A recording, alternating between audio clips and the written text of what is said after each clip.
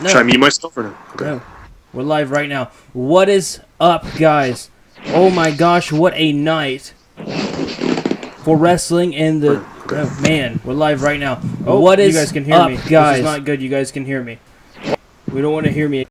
All right.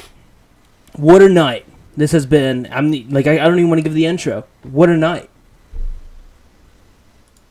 I mean, first off, Cena and Styles match of the night. Called that.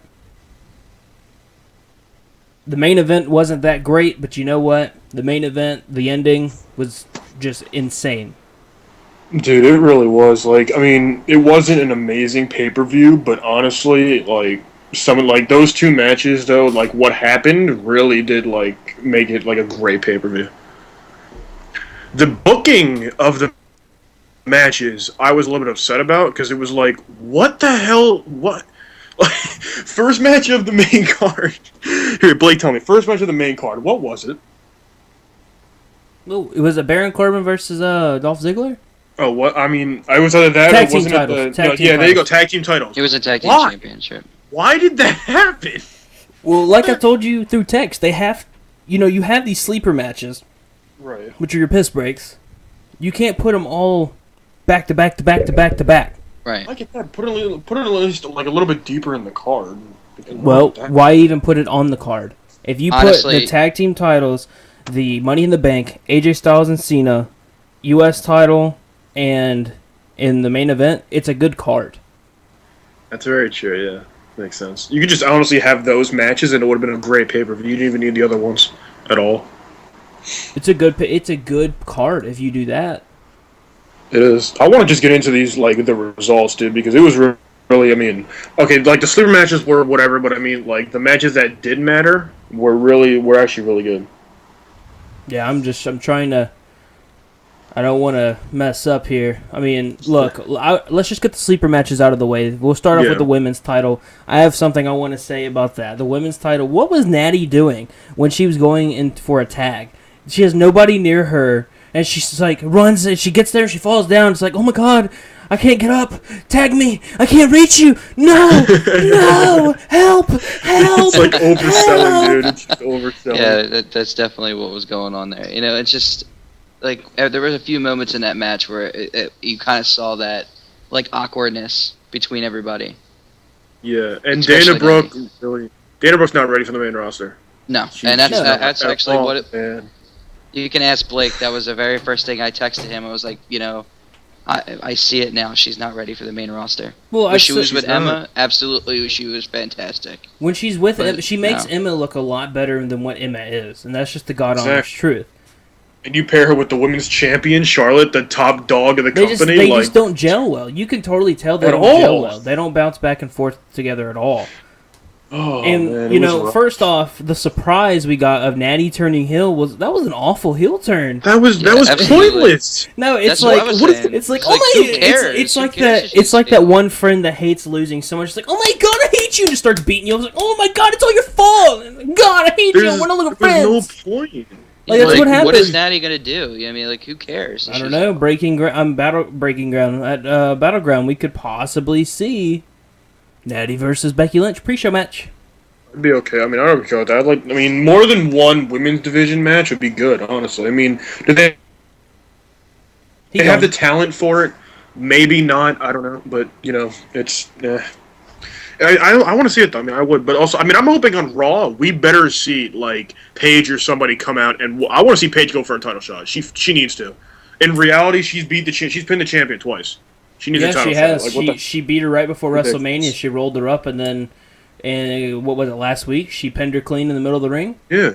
Mm-hmm. And Paige and Charlotte have a great feud. Before, we saw Paige how into it she got with ripping on Let's be real. That feud was confusing. Because Paige was taking shots at the Flair, saying stuff about their brother, Rick's son, and then it was oh my god, this is totally heelish. And then at the pay-per-view, Charlotte went heel mode, and it was just who do I cheer for? Right. We're switching roles. There's a heel turn in the heel. I don't know. I want to see that. It needs to happen. Or Sasha.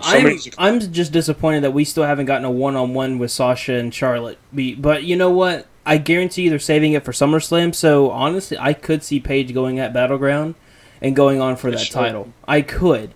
And, rule-wise, they should, but there's no telling what they're going to do.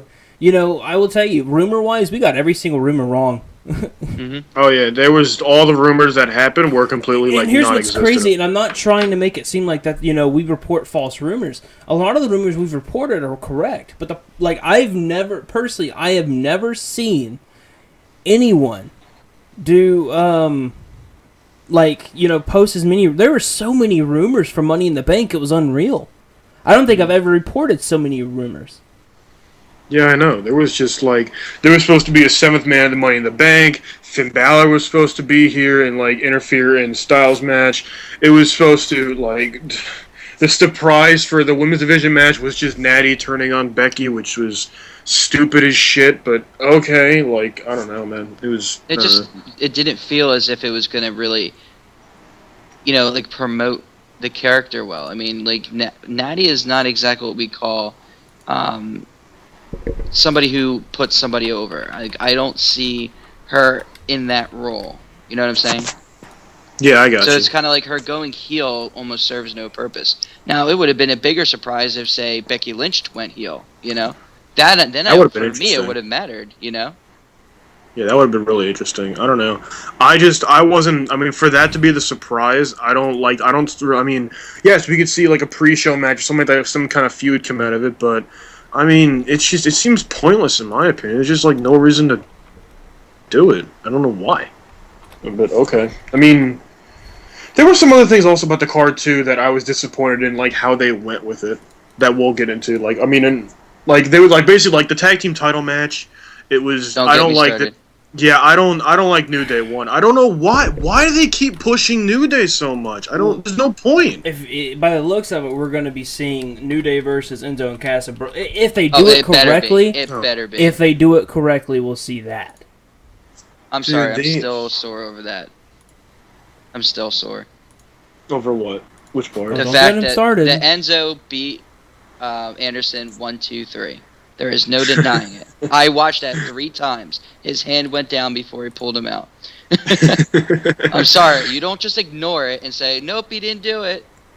It happened. Man, I'm not even salty that Gallows choose their rules, man, and it's getting on my nerves. It was a botch. It's just a botch. It was, yeah. There were actually a few botches, but it's too obvious to ignore. There were a few. Well, there's a lot of people that don't know if it happened or not. Right. It's a botch. They're not going to say, we botched. Screw it, you're champ. They're not going to do that. I guarantee you Gallows got an earful. Oh, yeah, definitely. Oh, no doubt. He probably got chewed out really bad by Vince. That was a clear mistake on Gallows, because Gallows, he had his hand on him for a good second or two before he realized that was 3, and that's when he finally pulled him out. I felt like Gallows thought that, he was on that 2 count, and he was he had the time to kind of relax before he can pull it out. Should we even talk about Ziggler and Corbin and Apollo Crews? We could. Should we even talk? Well, honestly, should we? Baron Corbin and Ziggler got boring chants. Well, yeah, pay-per-views here's the thing. It was a good match, but we've already seen it 5 times. Yeah. That's the only reason why I said it was going to get boring, because we've seen it 7 times. You know what I mean? Exactly. Not to mention, Corbin has to pick up the pace with fast-paced wrestlers. We saw with Austin Aries. When he wrestled Austin Aries, we were sitting here talking, and we were like, man, I don't know if Aries didn't bring it or not, but this was weak. And then, he really hasn't wrestled anyone at fast pace, come to the main roster, and, he's doing good matches, and it's just he doesn't pick up the pace. And it shows. He did not look great. It was a good match, but good God. Who won, Seth Rollins or Roman Reigns? Neither. Dean Ambrose. Which we're going to get into a lot. Well, technically Seth won, Rollins, then Dean Ambrose. Cashed it in. And then, there's 2 separate matches there. Dean won. Yeah, which we are going to get into a lot, because I want to talk about that a good amount. There was, oh man, that was... I'm so the match wasn't amazing.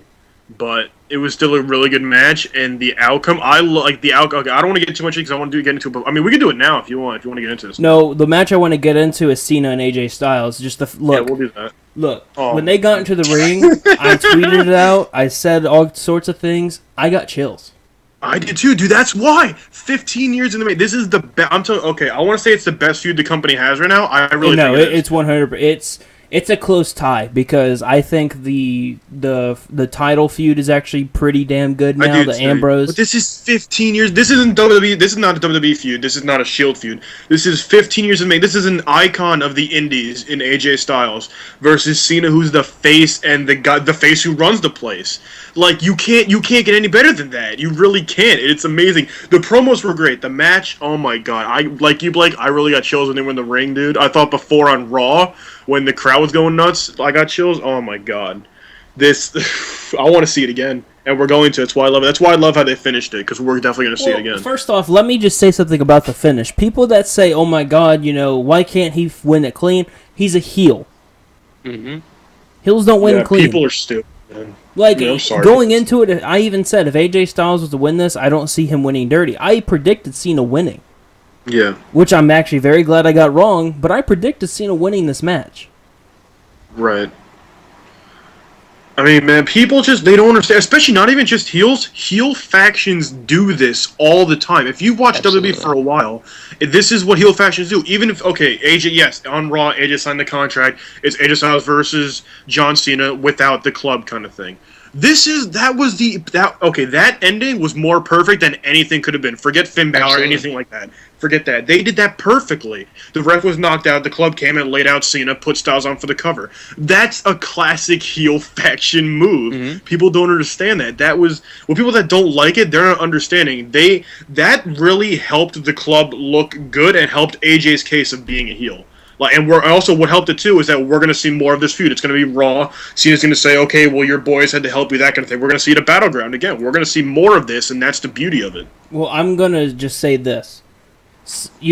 Obviously Cena and Styles have to talk about how they're wanting the match to go. Cena did an outstanding job on letting AJ Styles dictate and dominate that match. Yes.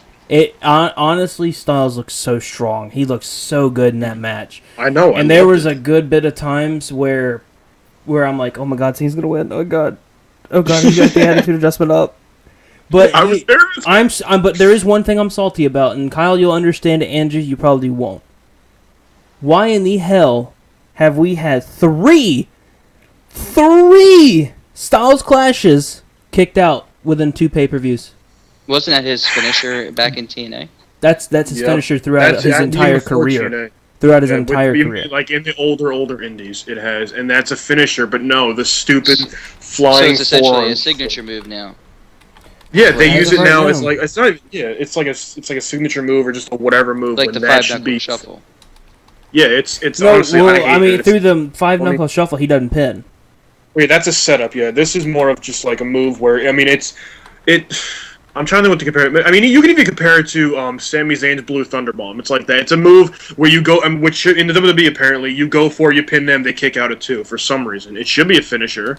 I don't know why his flying forearm. I guess they want like a high flyer kind of out of him.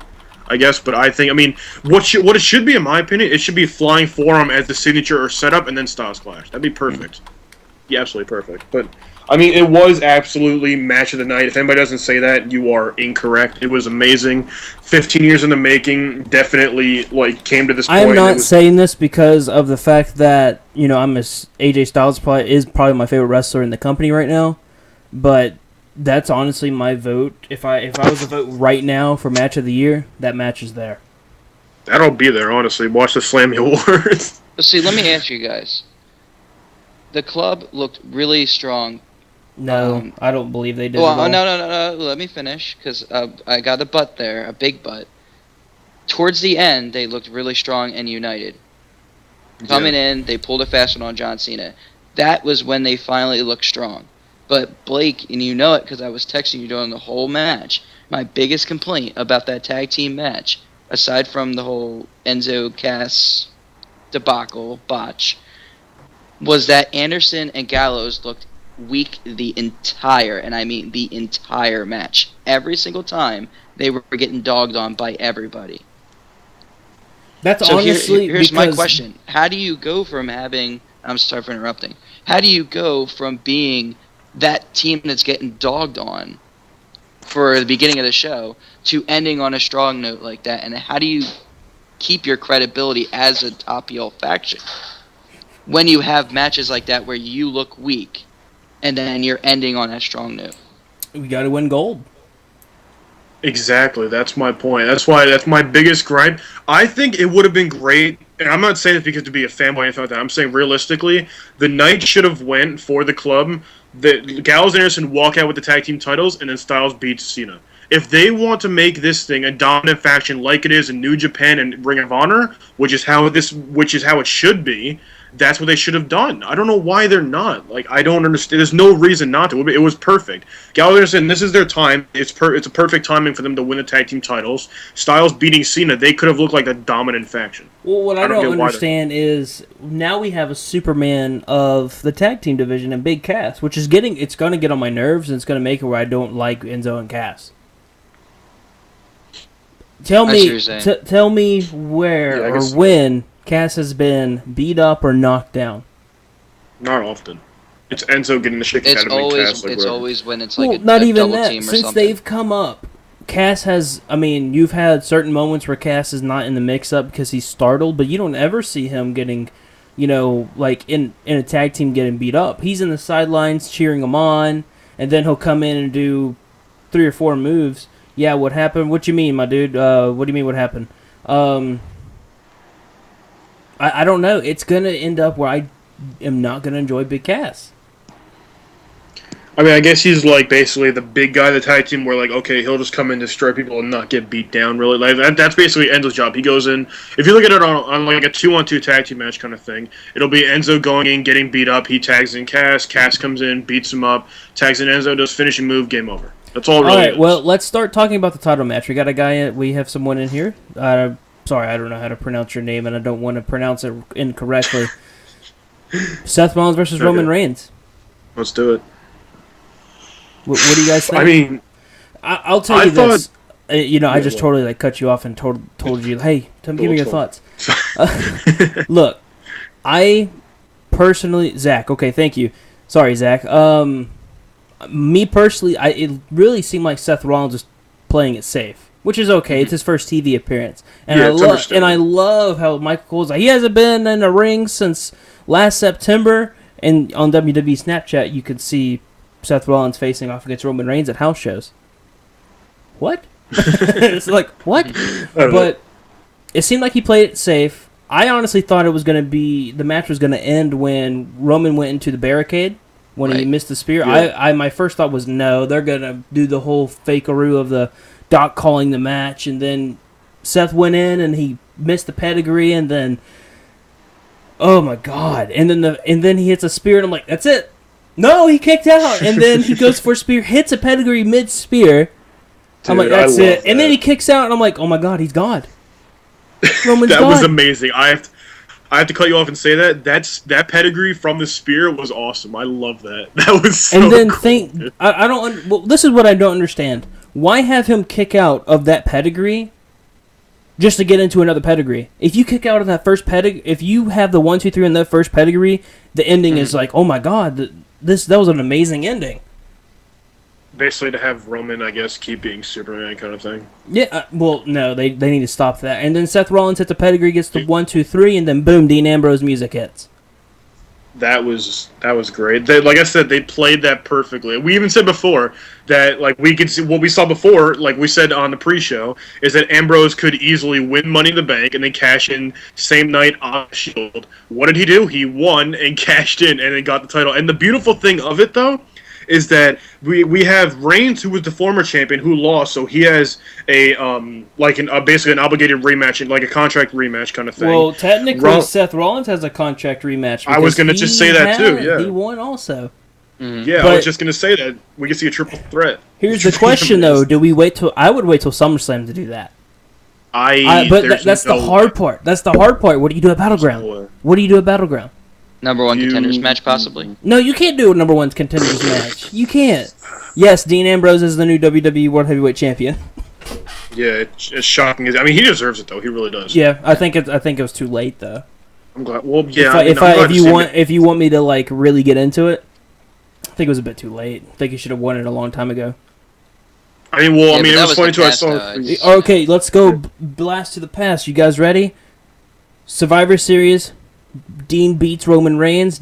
Roman Reigns gets really selfish, gets mad, heel turns, beats up Dean Ambrose. You feud that to WrestleMania.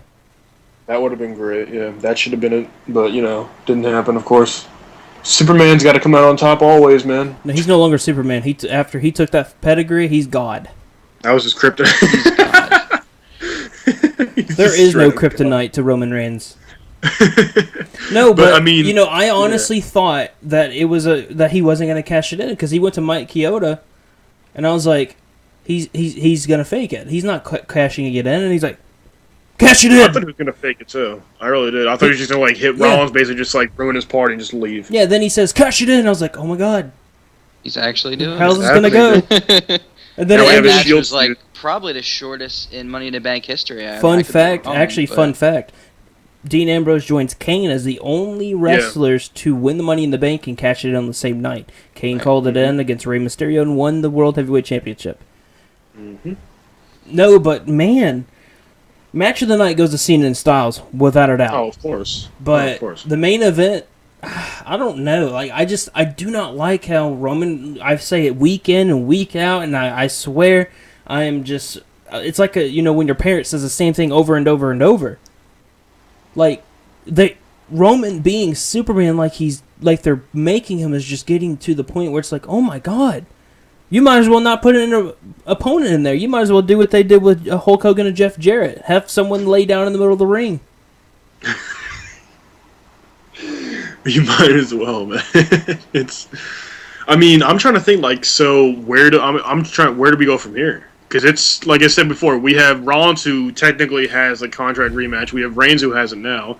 I don't know. Raw's going to be interesting. You could play the Fastlane card, and basically, I want a number one contenders match. I want a number one contenders match. So a battleground for the main event is the number one contenders match, like Andrew said. I don't want that. I think No, it can't. They both have rematches. You can't do that. It's if we go by the contract thing, which it doesn't always happen. But it's the WWE. We never go by the contract. Why don't we just do the triple threat? But you would rather have they want to work that. They're definitely if they do a SummerSlam match, I think the triple threat I would buy, honestly, if I lived near Brooklyn, I would do that. Have Brock come back and have a fatal 4-way? No, I don't. Brock's not coming back. He's coming back. No, he's coming back because not for a while. Because UFC 200 is next month. Yeah, but is he coming out? Is he coming back after that, or is he going to stay in UFC? No. It's a one-fight deal. Oh, okay, gotcha. Well, then he'll be back soon. I don't see him wrestling for the title. I think it'd be a waste of time. I think it'd be more interesting. Yeah, there's no reason to. Well, not even that. I would be more interested in the Shield feud than I would be with the Shield versus Brock Lesnar, because it would turn into everyone trying to beat up Brock Lesnar. Right. And then actually, they did that before. They did it. I think it was at Fastlane. They did the fatal. Well, yeah. It was a triple threat. Dean, Roman, and Brock faced each other. No, wait. No, I don't think so. No, because Yeah. Yeah. Okay, no, there was one with Randy Orton. No, it was Randy Orton then who was in it. Because I remember there was one. I remember seeing where the Shield did a triple powerbomb to somebody in the announce table, and then Rollins was like, "Yeah, guys, let's go." And then Ambrose and Reigns beat down Rollins a little bit. So it had to be Randy Orton. It was definitely somebody else. They had a fatal 4 where they put the Shield and then somebody else in it for the title. I don't know what you're talking about, but I know you could look it up. I know for a fact, 100%. No, but that's basically what it'd be. And having Brock in the main title picture, they need. I don't know. If you want my opinion, I think staying away from Brock is still a good idea. Well, especially with Dean. Dean was ruined almost by Brock. Yeah, he lost a lot of momentum. I hate to say it, but he really, like you said, lost a lot of momentum, and he just got that momentum back tonight, and you do not want to make him lose. This cannot be a Zack Ryder incident. It cannot happen. Dean Ambrose needs to have this title for at least 2 months. Yeah, well, I don't think it'll happen. I think they're going to run with Ambrose for a while. For one, he deserves it, and for two, I mean, yeah, what's happened with Zack Ryder was, that was. I don't think they can do it with Ambrose. Ambrose is not the guy to do it to, honestly. I mean, Zack Ryder, he's Zack Ryder, so you can see that. But Ambrose, no, they won't do it to him.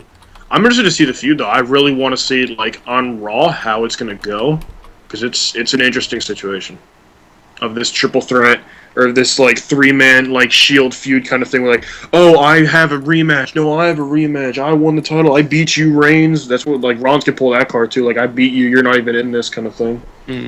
So it'll be interesting to see. I don't know how it'll go though. There's a lot of variables. He could pull the idea that he doesn't have to. It doesn't matter that you beat him because he's still obligated by a contract to have his rematch.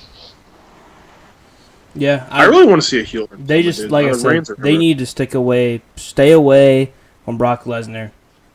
They will. They're not going to. And if they have Lesnar, well, he also doesn't have anyone to wrestle. He's already faced Cena. He's already faced. He's already faced Triple H, Undertaker.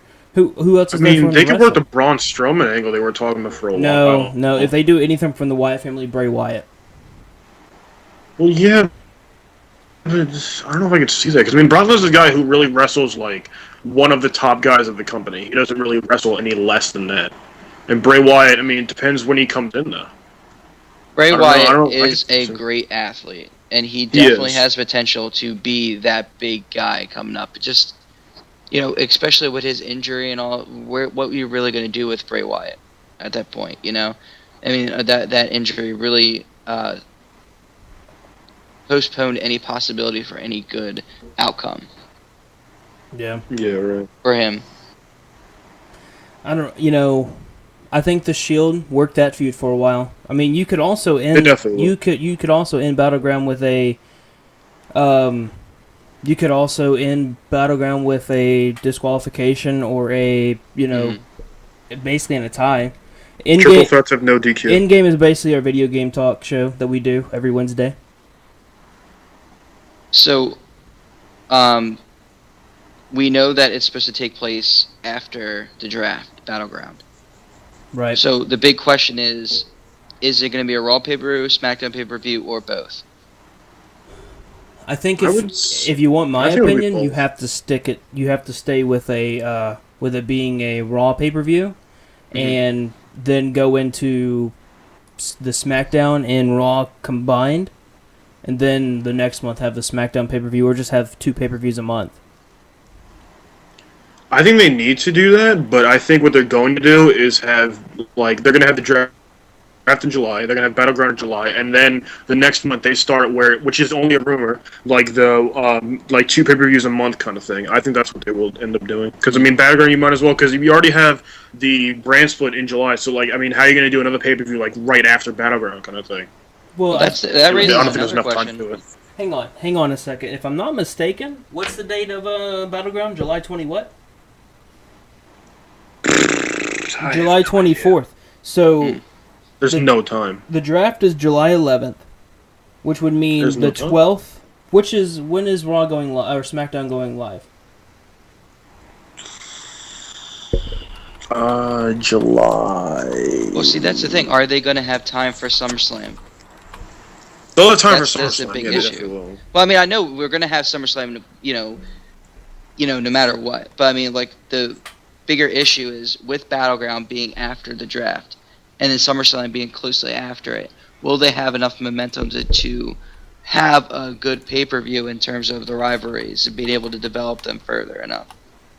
I think so. I think they can pull it off pretty well. There's a decent amount of time there. And you could also...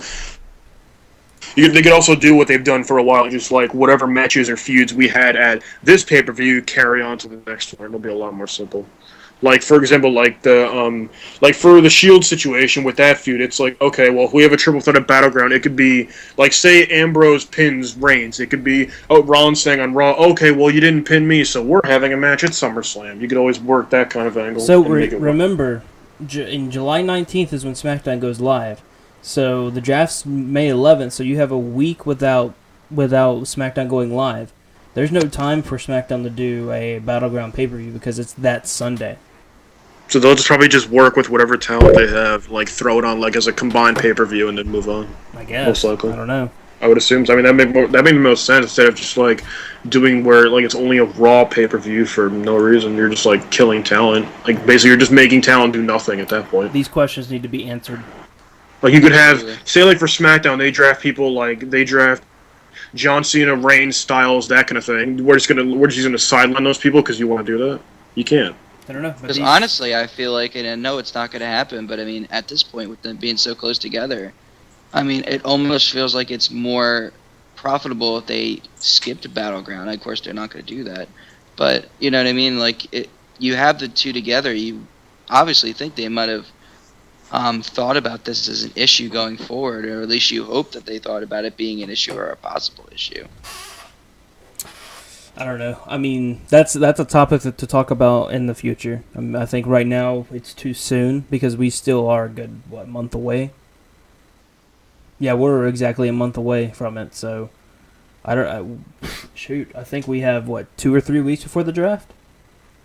So, a lot of questions need to be answered within 2 or 3 weeks.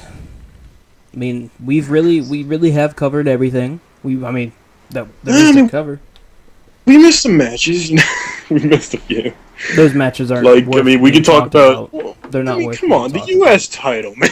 Yes, I actually do want to talk about the U.S. title. I want to say my first comment is finally. Finally, and by what? finally, they put the United States Championship. They put the United States Championship in a decent slot for a change. It's not the kickoff show. It was deep in the lineup. Yes. Was it the match that we wanted to be? No. But finally, we're seeing the United States Championship getting the recognition that it deserves. It didn't get any recognition with me. But I mean, in terms of placement. No, hold on. Placement on the card is what I'm saying. Not the match. Placement on the card. In placement on the card, yes. Okay, it got the recognition. I understand why they did it, but the match itself did not deserve to be where it was at all. For the matches, I get the reason they put it like in the order they did, but for that match to follow like Cena and Styles and then Money in the Bank, like you have to live up to. That's why it was like amazing match, great match, dog shit, and then a great match. Like I understand why they did it, but that was so stupid because like you have momentum from Cena and Styles, you have momentum from Money in the Bank, and then the momentum dies.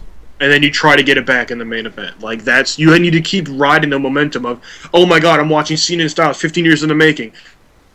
Bring it on to Money in the Bank. Oh man, this match, like, Money in the Bank is always an amazing match. Bring it to the next match, shitfest of a U.S. title match, and then you have the main event. Like, I mean, I understand why they did it, because they didn't want to put, like, the shitty matches together, and then, like, the big matches all in one, big clump. I get that. You gotta keep the crowd involved. Yeah, exactly. You have to think about that. Like, you killed... Like, if I was there, my momentum would have been killed. Like, I'm watching a shitfest of a U.S. title match, and then onto the main event, a huge match. And they even said this is going to be the greatest Money in the Bank ever. Are you kidding me, man? I mean, it was good. It was great. If you put 5 matches on that card, it's the greatest Money in the Bank. Yeah, they could have pulled at the end and been fine. I mean, obviously, that's NXT, and this is WWE, so they're not going to do that.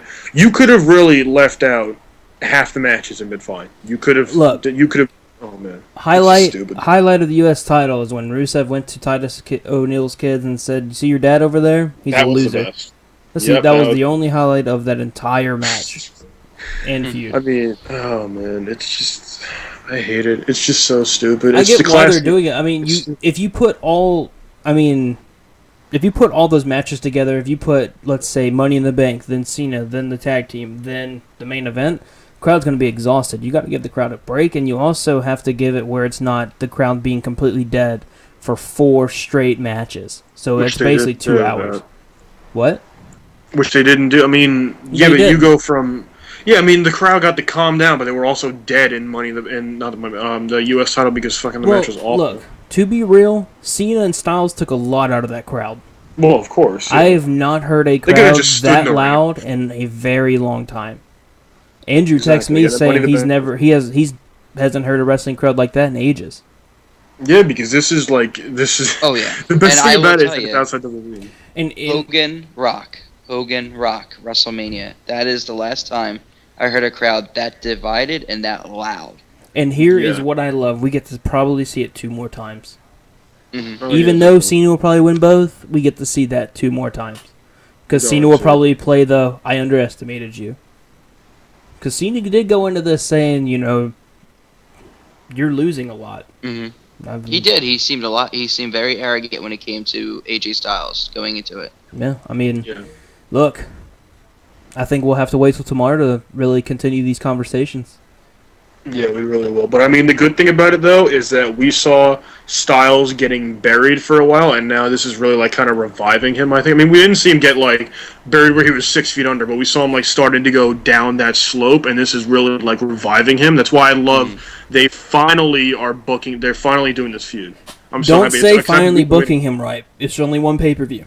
Okay, it's only one pay-per-view. If they need to keep this going, they need to keep the momentum going of this feud because they see on Raw they were just standing in the ring and they heard that reaction. We see it Money in the Bank. They have a match and you hear that reaction. One more thing about that match is I absolutely love that at the very beginning Cena stopped the referee and was just letting the crowd go, feeling the crowd.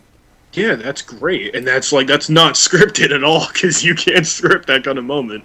And that's great because you have to do that. That was great that he did that. Now, let the crowd go. I'll say this: if Styles was on a win streak, he's basically won every pay-per-view since he's come in, and he would have lost tonight, I would be okay with it because he looked really good in the ring. Now, if he would have lost tonight, I would have been very upset because he looked really good in the ring for a loss, but he looked really good in the ring, got a win. But don't go on and say that he's getting booked right. We still have one more match to go, probably 2 more matches with these two. So I think I honestly would say that we have to look forward after that as well because we have to look to after John Cena.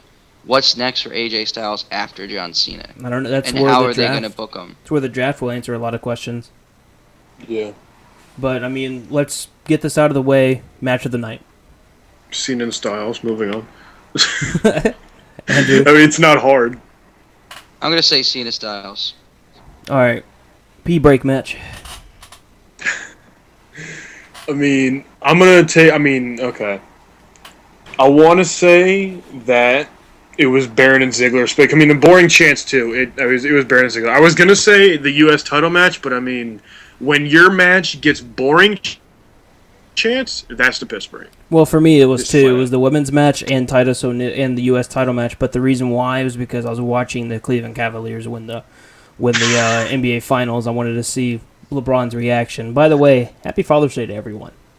Yeah, happy Father's Day also. I did that, and then during the women's match, I think I was outside. I was just like, and I was just disappointed. I actually had Andrew text me. He was like, "So what do you think?" I was like, "I'm outside. I'm not watching." I had to be Charity King Lawler for the night. I was always commenting about how beautiful Becky is and how beautiful Charlotte is. So I was channeling the king for you guys. Well, when are you gonna go? When are you gonna go beat a woman? Oh, come on. Oh, don't go there. Too soon. Dude, we should really tally up our predictions. I'm kind of curious how many we got right. I can't remember. All right, we'll tally it up. From pre-show and down, in order. I'll go with mine. So, Corbin and Ziggler, I had pre-show. Corbin winning. No, I went 2 for 2 for the pre-show. I went 1 for 2 in the pre-show. Yeah, you went Dudley Boys. Ew. Tag team titles, I got right with the New Day. I think you both got that wrong. Yeah, because that was stupid. Corbin and Ziggler, I got Corbin right. So did I. What was next? Apollo Crews and Sheamus, I got... Apollo Crews, I got him. I think I got that wrong. You said Sheamus, yeah, because you kept saying how he barely loses, at least loses clean. So what? I'm 4 for 5 or well, 3? That I'm 3 for 4. 4 for 5? I think I'm 4 for 5. Wait, 4 for 5. Wait, no, 3 for 5. Sorry, 3 for 5. 4 for 5. I'm stupid. I'm 4 for 5, and then what we have Cena and Styles next. Yeah, yep, you said Cena. I said Cena, so I'm glad I got that one wrong. 3 for 6. 4 for 6. You're 3 for 6? Money in the Bank, I'm 4 for 7 because I predicted Ambrose. You both predicted KO. I kind of did say that if Ambrose wins, you can't play that. You predicted KO. Wins, that he would. No, I mean you for the championship KO. match. I did predict that if he wins, he was gonna cash in and win the title. You don't gain any points. You still lost that prediction. Hey, it was worth the debate. It was worth the debate. U.S. title, we all got that one right. Yeah, of course. Women's title, or the women's match, I got wrong. I got that right. So what? I was 4 for 7. I'm saying right. 5 for 8, 5 for 9, and then the final match. Wait, I think I'm like 5 for 7, not 5 for 9. There wasn't 10 matches on that card. Are you sure? Well, including pre-show? I think there might have been. There was 9 then. It had to be 9 then, if not 10. There was a lot. Because pre-show was 2, then there was 10. There was 10. Yeah, 10. There you go. 5 for 9, and then I'm 6 for 9. I finished 6 for 9, or 6 for 10. Yeah. What did you pick? Reigns? I picked Rollins. I said I wasn't going to go safe. Okay, yeah, I picked Rollins. And like during that match, there was a part of me saying, "Man, I should have went safe for the other matches. Should have flip-flopped and safe." Yeah. It was a good pay-per-view though. I mean, I won't say it was awful, but it was good. You know what? We're gonna sign off, but I'm gonna do something different. Kyle, sign us off. I don't want to. Come on. Man, I don't know the. God. Be sure to follow us on Twitter at the Realest Podcast, not the Realest Podcast. I don't see that. No, because our Facebook and Twitter. Well, are different, right? before we go, be sure to hit that like button if you're enjoying what you're listening to. Also, hit that subscribe button. That way you never miss another show. We go live with Monday nights with Monday Night Review. Wednesdays in game where we talk about video games basically. Thursday's next big thing. We talk everything NXT news and more we like or dislike it with the stories. Saturdays is Keeping It Real. We talk about all the big news going around in the WWE. Yesterday we recorded that. You could hear us talk about Money in the Bank, our thoughts on the pay-per-view, our thoughts on storylines, and we also talk about Jerry the King Lawler getting arrested. And then like tonight, occasionally once a month, we go live with WWE live events or pay-per-views like you saw tonight. So, until next time, I'm Blake Carter, joined by Kyle Lepore and Andrew Best. Peace out. Later.